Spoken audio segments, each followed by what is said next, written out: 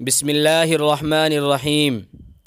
سلسلہ چہل حدیث، حدیث نمبر 11۔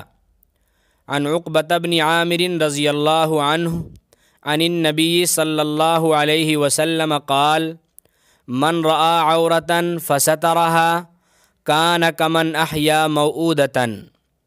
حدیث کا ترجمہ۔ حضرت عقبہ ابن عامر رضی اللہ عنہ نے حضور صلی اللہ علیہ وسلم سے روایت کیا ہے کہ آپ نے فرمایا کہ جس شخص نے کسی کا کوئی عیب دیکھا پھر اس کو چھپا لیا تو وہ اس شخص کی طرح ہے جس نے زندہ درگور ہونے والی لڑکی کو بچا لیا۔ حدیث کا مطلب، ہر انسان کی زندگی میں کچھ نہ کچھ ایسی باتیں ضرور ہوتی ہیں جن کو وہ دوسروں سے بیان نہیں کر سکتا اور نہ یہ پسند کرتا ہے کہ ان باتوں کو کوئی دوسرا آدمی بھی کسی کے سامنے بیان کرے۔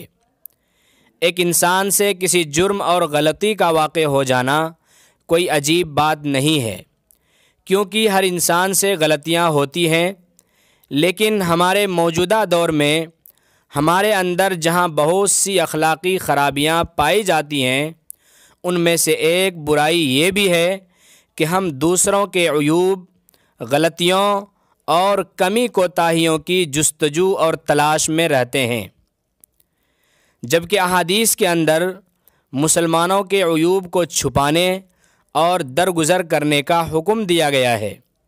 چنانچہ جناب رسول اللہ صلی اللہ علیہ وسلم نے ارشاد فرمایا کہ اگر کسی نے کسی مسلمان کا عیب چھپایا تو وہ ایسا ہے جس نے زندہ دفن کی جانے والی لڑکی کو بچا لیا ہو۔